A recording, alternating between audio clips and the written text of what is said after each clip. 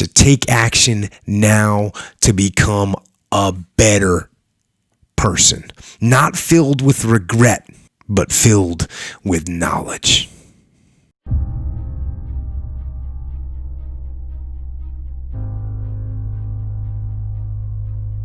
You get one shot at this gig right here. Life. One life. That's all you've got. In and of itself, it's worthless. It does nothing for you. In fact, the only valuable thing in regret is the lesson you learned, the knowledge that you gained. But walking around filled with regret gets you nothing. So learn and move on. It's an imaginary game that you're playing with yourself in your darkest moment. You're utilizing people, they don't know that you're utilizing them. My soul was being taken from me. I felt the energy being drained from everybody in my boat crew. We had 6 guys in my boat crew. I felt the energy being drained. So I realized I went through training, 100-mile races, 200-mile races, pull-up records, all on the mind. It wasn't a physical thing I had. I was broken, literally broken at the start line of everything I did, including Navy SEAL training, Ranger School, everything I did in the military, I was. But I didn't sit back and say, hey man, so no one knew. So I basically realized, my God, man, at the 6th time in my life, I realized, my God, I was so fucked up the entire time.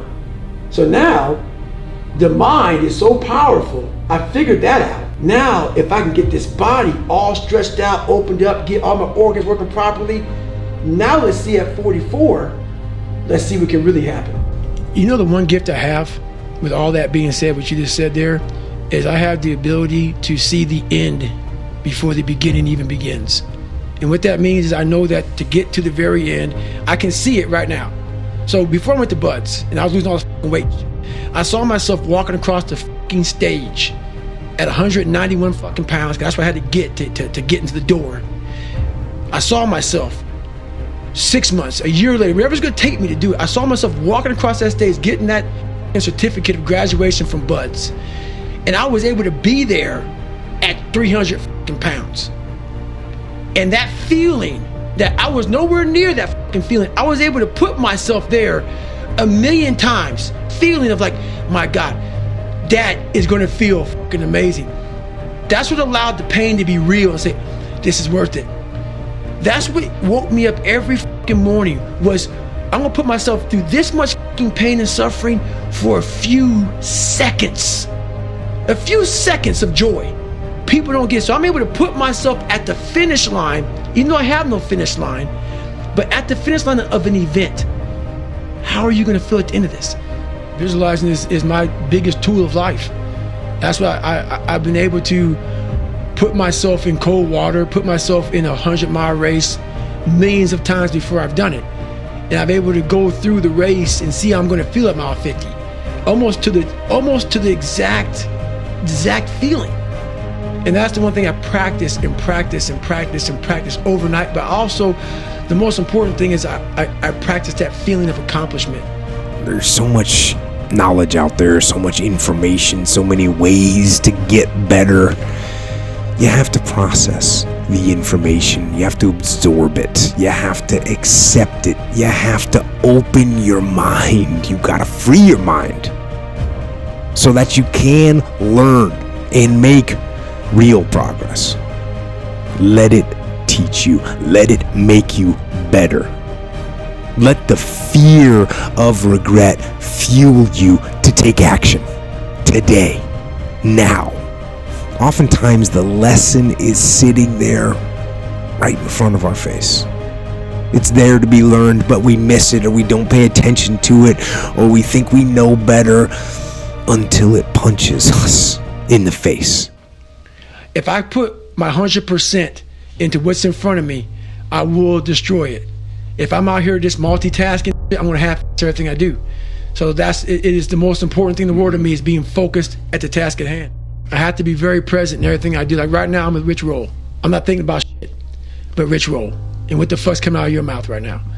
That's what That's what gives me a huge advantage in life, especially today, in this day and age, with so much going so fast and everybody wants to keep everything going, everything up and everything. I want to be the greatest multitasker of all time.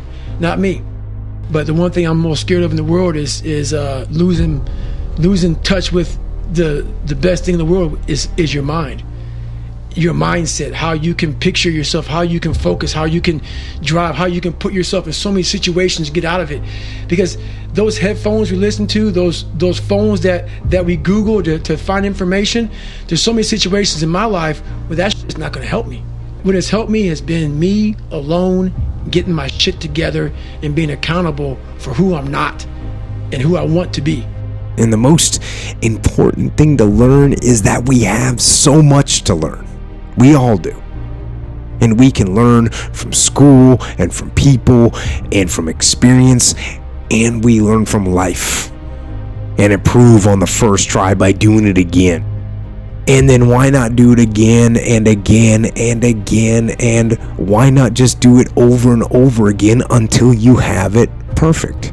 And if that is what you become, if that becomes your fundamental reaction to adversity, if that becomes your gut instinct, then you will overcome just about anything that stands in your path.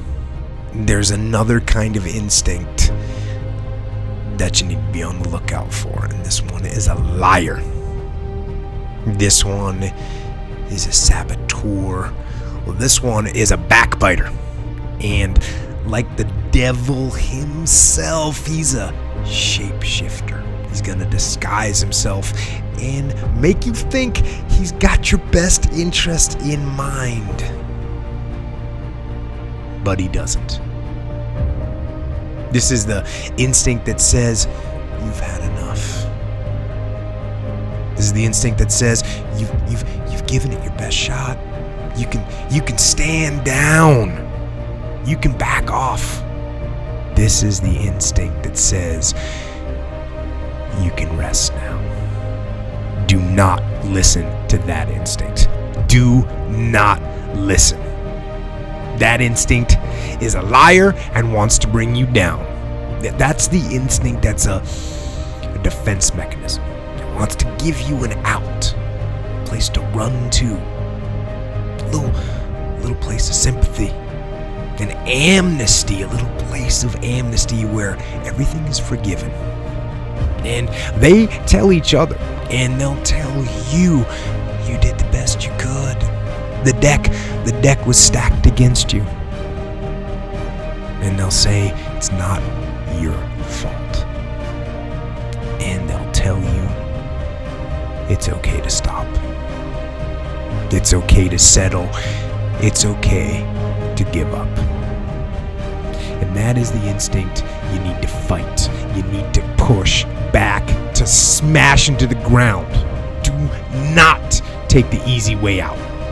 Do not give up based on instinct. If you are forced to stand down, to retreat, so that you can rebuild and reattack, so be it. But make that decision based on logic, not on the instinct of surrender and defeat. We're not proud of ourselves for the small accomplishments. What we need is this monstrosity of a thing to happen and say, I did it. Nah, there's a process that you have to go through, and patience is the process. You have to learn, what do you want in your life? We have so much influence coming at us that we are so lost. We don't know what we want to do because we don't spend enough time with ourselves. You have to learn to shut off a phone, shut off a computer, shut off a TV. And it's okay to sit in a room by yourself in a chair and just think about you, where I want to be, where do I see myself tomorrow, the next year from that. And it takes a lot of self-discipline to be able to do that nowadays, because you want to be so attached to everything. You want to be so caught up with the world. The world's moving too fast. So you have to take that time and go to that dark place in your mind and discover who you are.